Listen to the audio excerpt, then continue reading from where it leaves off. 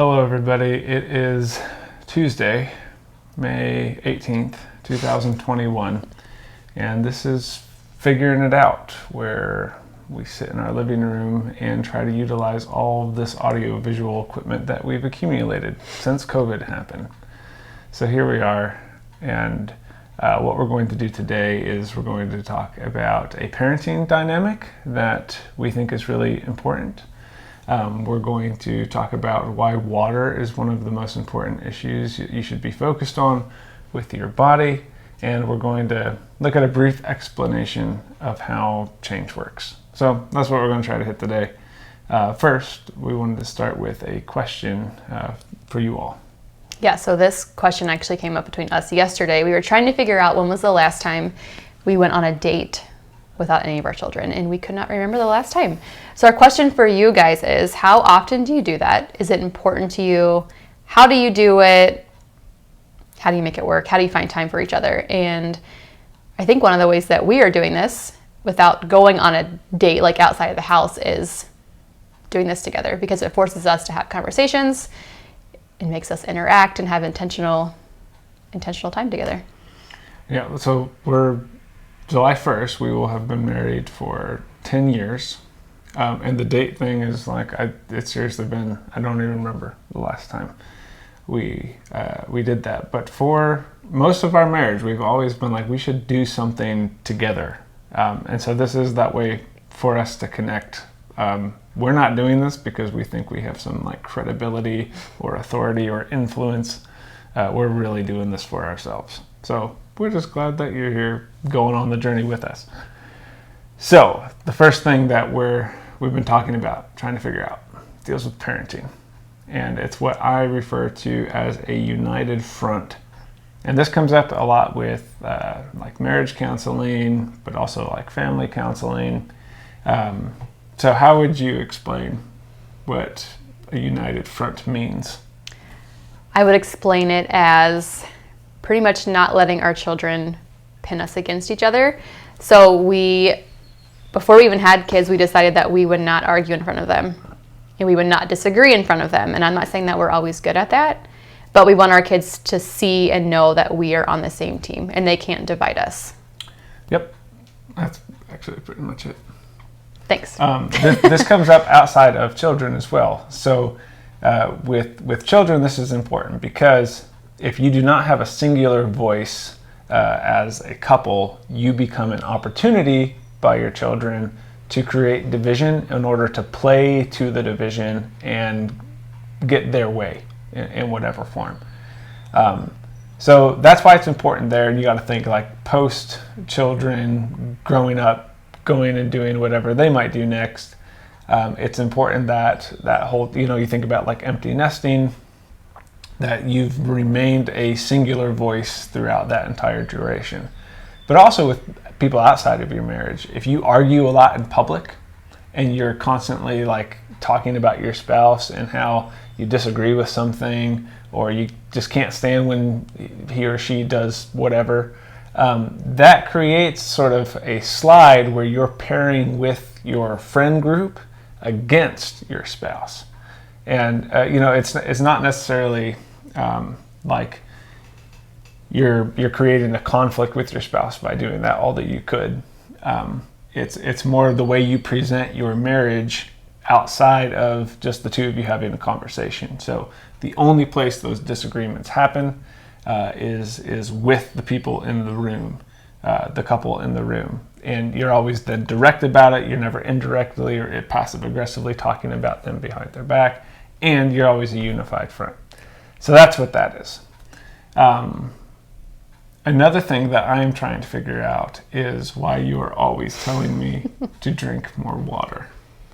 So This is something that I actually don't know a lot about. Why? So lately, and I would say the past couple weeks, you have been experiencing like, you've been feeling tired and kind of like brain fog. And every single time you tell me like, I just don't feel good, I always say, how much water have you drank today? And that's because water helps with brain fog. It makes you think more clear. It gives you more energy because it carries oxygen throughout your body. It flushes out your kidneys. It flushes out all the toxins in your body. So when you're feeling not great, I tell you to drink some water. It helps with headaches. There's just lots of things. It helps with clearing your skin. Why does water do this? It just does. Is it like magic? No, your body is made up of like 90% water. So if it's not in there, your body doesn't function the way it needs to function. So it also helps with hangovers. Very good. I know this is the one thing I hear you bring up the most with health and wellness. Like this is the thing that comes up with clients all the time. So yes, drink more water, I guess. Yeah, I think it is the number one thing I ask my clients. How much water are you drinking? And with my clients too, we're always trying to figure out like how to change your habits, and that's something that you are not you change your habits, but you know like the science behind like what it takes to actually make a change. Right. Real quick, how much water? 80 to 100 ounces a day. That's Okay. a lot of water. Yeah. So change is actually something that I think about a lot. I write about a lot. I have like 4 or 5 episodes of the podcast are dedicated to change. And if you're trying to explain to somebody how to make a change, so this can be like substance, this can be eating, this can be changing a mentality. There's two primary steps and then one component that really needs to be considered. The first step that has to happen is that you have to set a goal.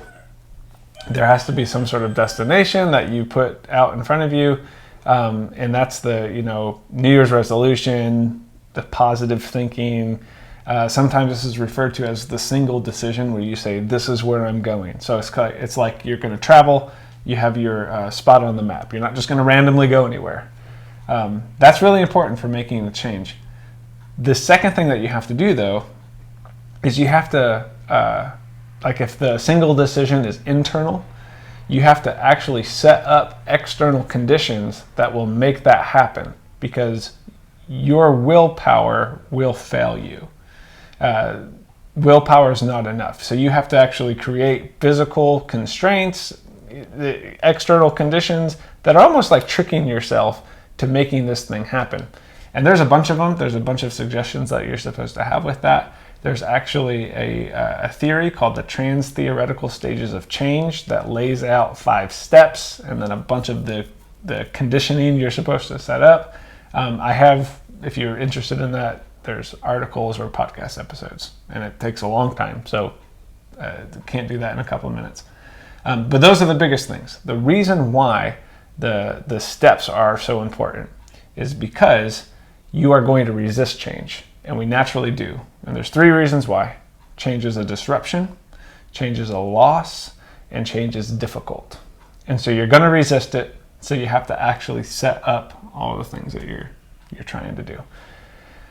That's change. Change is hard. So at this point, if you have any questions for us, we'd be willing to answer them. We can stick around and do that. We are interested to see if anyone has any thoughts on dates, and if you're watching this on Instagram or YouTube or post the live, you can still contact us and get us all of those things. So if you have any questions, go ahead and type them in, or if you're listening later, go ahead and send them to us, and we'd love to answer them then. So let's see. Kelsey. I don't know what she said. It's amazing too. Water. And I almost said, Kelsey, what do you call it? H2O? H2O. What? That's so Kelsey's weird. really good with like play on words type things. I'm not going to do that. No, All right. we've run out of time. We'll stick around for a minute. Can we see who's watching? Some of you came in like after most of the content was done. So this will actually be posted here in a little bit, and you can listen to the stuff that actually mattered. But if anybody wants to banter right now, we ate dinner and our children are in bed. So here we are. Kelsey wants to know, how do you suggest implementing change when you have a full plate? Oh, I assume that's a question for me, Kelsey. Or maybe it's for you. You can do it. When you have a full plate, so I assume you mean when you're really busy, how do you go about changing something? You stop being busy. So when I talk about like conditioning external circumstances to help foster the internal decision that you really want, you have to actually make that a priority. So let's just use substances as an example. So somebody who wants to stop drinking, like going into recovery, you can't, at the moment somebody begins to have such a full schedule that they're not able to make intentional decisions because they're just trying to keep up, they're going to go back to whatever was normal before. And so in this case, that would be drinking. But that's with anything too. Like, I'm going to work out consistently. Well, then as soon as you have too much going on, what's going to get cut out? The newest thing. The newest thing that you tried to change, you'll revert right back to what was normal. And so, if anybody's going like, how do I make a change while I'm really busy? It's stop being really busy. You have to change your scenery. This is why people with substance addictions go to rehab. So they have to be set aside for a particular amount of time. And I don't know if this ever comes up with like health and wellness clients, but somebody who's like seriously got to shift something, it should be like, take a week off and you're going to have to recreate a new normal. And I've had to do this with changes that I've made where I had to stop my normal patterns because I have to create a new pattern here. So I would say you can't have a full plate. Do you think you have a full plate? No. Good.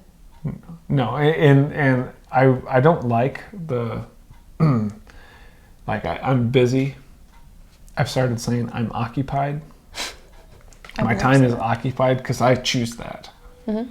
So there are people who are literally busy. They are constantly going, and it's not by their choosing. I'm able to dictate. I do a lot of things, but if I really had to, I could put some of those to the side. So that's what I'd say about that. What else? Other questions? I'm trying to... Anything you want to know about us. I'm trying to think if I have a particular question. Is there anything else that you could say about water? What else do you want to know? I don't know. I really want to know why. So coffee has water in it, but that doesn't count? No, because it's got the caffeine. But it's made out of water. I know, but... It's hot water. That doesn't with count. Flavor. People flavor their water like Propel and stuff. I know, I don't recommend that either. There's so much sugar in that stuff. What about lemon? Lemon's good. Lemon's good. So why is lemon okay, but coffee's because not? It's not like the artificial sweeteners that, like, what are those Crystal Light Coffee's packets? Not artificial. Coffee is caffeine. Coffee makes your heart pump faster and it gives you that buzz. And but then does it count? It doesn't count. It doesn't count as water. It doesn't count as water. It doesn't count as part of the 100 ounces. It does not count. What about cucumber? Brent wants to know, what about cucumber? Does that count? Referring like with water? To what? You put it in the water. Oh, yeah. I would suggest also eating the cucumber. After it's been in your water? You can do whatever you want with cucumber. Actually, no, that sounds really weird. Okay. Yeah. Let's move on. What else? I'm really glad that the first sexual innuendo came from Vanessa. That wasn't you just turned it into that. All right. What did Kelsey say? How much water did you drink today? I think she's asking you. Wait, she has another first. Oh. You're going too far. What should others work on first? Mental changes, then physical changes, or how do you choose what is best? That's a great question. I wouldn't break it up into the mental and the physical because it's actually both at the same time. So you would say, losing weight is a physical. No, it's not. It's both, right? So when I'm talking about an internal decision, that's mental. External is physical, whether that has to do with like a perspective or your body. It's both physical and mental at the same time. So it's less about, should I worry about the head or the body? It's more about pick a thing and just start with one thing. So, a lot of times why New Year's resolutions fail is because people try to do a bunch of things at one time, and you can't. You just got to start with one thing. How much water did I drink today? Kelsey's in my group, so she knows that I have really great habits. I don't know. I drink a lot of water. No, can I tell you something? This is funny. So Tyler figured out, so he used a mason jar to measure out the ounces. And did you time how fast it took you to drink a whole cup? How many gulps? Okay, so then he decided that he didn't need a cup. He would just turn the faucet on, stick his head under it, and take that many gulps. And that's how he keeps track of his ounces. I have to do that. I get 10 ounces at a time. When I do that 10 times a day. Do you want to know a really fun fact? What? You can't swallow 5 times consistently before you stop. Your body stops you from doing it. What? I don't understand. Because if you're drinking water, if you're taking that many gulps, you can't keep going. You have to take a breath and stop. Yeah, no, I do. Okay. I don't know. I don't think it's an accurate way to measure how much water you're drinking. All right, so we've actually increased in viewers since we stopped the actual part of the show. So the first 10 minutes is us talking about 3 specific things: unified parenting, water, which we've spent some time obviously going on about, and change, which we've talked about a little bit more as well. So after this, all of that will be available still. It'll be on Facebook. You can watch it. Or you can... It'll be available on Facebook. Vanessa's going to post it to her Instagram. It'll be on YouTube just because it's the program we use does that automatically. Anyways, Brent Simon, great advice there. Maybe. I think people really enjoy random facts about you. Like when I talked about your sleep that one time, your nighttime routine, so many people followed up with me about that. I need to, and lots of people make fun of me about that. Tyler's a really great person. It's a really weird night routine. Yeah. So, Kelsey, I'm gonna comment on what you just said. Change is hard, but change is good, and as long as we're talking about change. Listen, I recorded 5 hours worth of content about change. I like this stuff. Change is also inevitable. And so anybody who's I don't like change, you might not, but it's going to happen. Or somebody says, I don't need to change anything. It's actually not true. You're going to change regardless. It's going to happen. Amy said, I skipped the kid part waiting for the change part. That's all the stuff's in that first 10 minutes. So now we're 9.5 minutes past the 10-minute mark. You'll have to watch the replay. You have to go back and look at that. But we're continuing to talk about change a lot. So you can keep asking questions about it, because I could talk about change for a while. I think people like really annoying. More fun facts about you. We can talk about fun facts about... I'm still waiting for somebody to... I know... So we don't know who's watching. Benefit to you. Oh, I could get my phone and see who's watching. You can... Not with everybody, though. So, the only person on here... Well, no. There's multiple people. What do y'all do about dates? So we started out the show by going... we haven't been on a date in at least 2 years. Yes, but I think we should recognize that your mom takes the boys sometimes. And we do have time without them here. Okay. Which we would almost prefer, I think. Yeah, okay. So I guess just generally, what do we haven't gone anywhere on a date in a long time.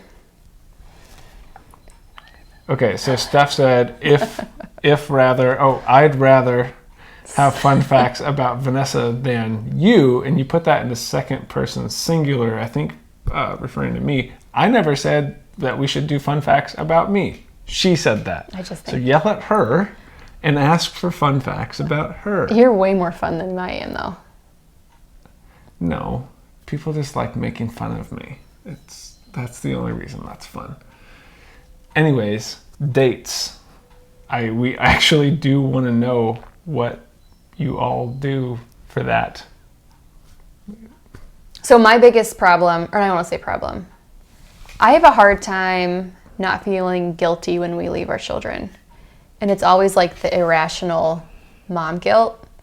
Like I get anxious that something's going to happen to them, or I just feel guilty that they're not coming with us, which is silly because they're probably going to have more fun wherever they're going and not with us.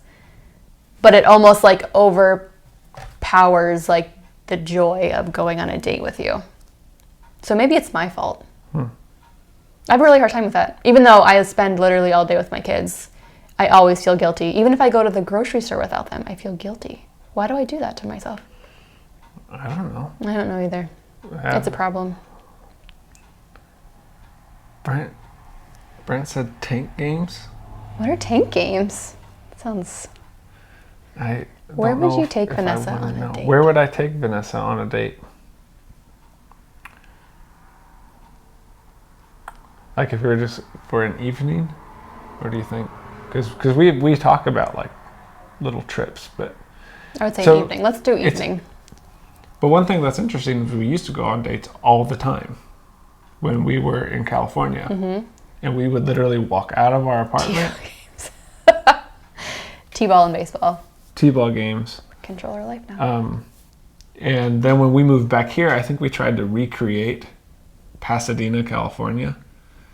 And we were going on dates still frequently, and then we're like, it's just not the same. And I think slowly we're just like, we just like being home more than going places. But we used to get, sometimes I still crave like really good, expensive food. So like going to Element 112 is like our favorite restaurant. That was something we'd like to do. I don't know. It's hard to go places these days. You know, a lot of places. Redefine guilt. Yeah. I don't know. She's talking to you. I know, I'm thinking. Like, redefine guilt and like how it makes me feel, or... Mom guilt is a very highly used phrase. No, I know it is. Like, I don't think a lot of people are thinking about what they mean by guilt when they say mom guilt. Okay. For me, I think it makes me feel anxious. So maybe the guilt turns into some anxiety. I don't know. I feel like they're going to miss out by not coming with us. Like I want them to experience things, and if we don't take them, they're not experiencing it, and then I feel guilty. Like I can't even imagine like going on a trip without them, even though it's difficult, because even though I want to do that, like it sounds really nice, I feel like the days leading up to it, I would feel really guilty, and I would have a really hard time going somewhere really like fun and new and exciting, exploring new things. Fun if they fact were about not with Vanessa, us. You're a loyalist. I am. I'm a 6 Enneagram. Yeah, so Enneagram Vanessa 6. creates very tight bonds with a limited amount of people. Obviously, her children would be a part of that. So most of the ways she processes how to make decisions is how will this affect the people that matter to me the most. So that makes sense that you feel guilty that your children are not with you. And I think even going to the store, like I had said, I feel guilty that I'm leaving them all here with you because I don't want you to not do what you want to do. I think I have a problem. Yeah. And you've never like projected that onto me. Like you've never made me feel guilty. I just do it to myself. T-ball games. We're still at T-ball games. Yep. Those are fun. If anybody wants to watch Quinn while we go to T-ball games, that'd be awesome. I probably would even pay somebody. Every Monday, And then Tuesdays and Thursdays in the evenings. He's fun. He's cute too. Okay. All right. If think there we've reached aren't our limit. any other questions or thoughts from the virtual audience, whom we don't know who you are. I know, it is unless weird you not being give a able to thought. tell. Kelsey, is that you volunteering?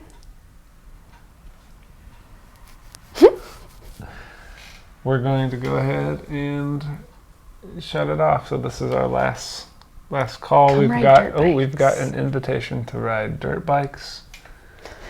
That would be really cool, except they're tiny. And I mean, you guys ride them, so I guess I could probably figure that out. I don't think Landon would like that. We plan on doing this again next week. We're going to try to do this once a week. Probably like early in the week, Monday, maybe Tuesday. It just depends. We're not going to get too formal about it. But if this benefits anybody else at all, that's awesome. But generally, this is, we enjoyed this. Yeah, it's great. I enjoyed this. So thank you all for letting us do this, and hopefully we'll continue to explore some things. When is the next live? I'm gonna guess next Monday. Bring the kids to the farm. We didn't do it. Yes, we did it yesterday, but we couldn't figure out some of the technical difficulties. So that's why it was Tuesday today. Next week it'll probably be on Monday. And if you have any topics you want us to go into, you feel free to send those to us. We would. I'm fine with going like this is something people want to hear more about, and I'm such a nerd that I'll even go research things if it means giving you the content that you would enjoy. That would be good for me. So if you got things you want us to bring up, go ahead and send them to us. Or if there's just questions you want us to answer, or if you just want to hang out with us while we interact and have fun and do something together. That's really what this is about for us. So we'll see you all soon. Thanks for hanging out. This was a lot of fun. Yep. It's always awkward to end it.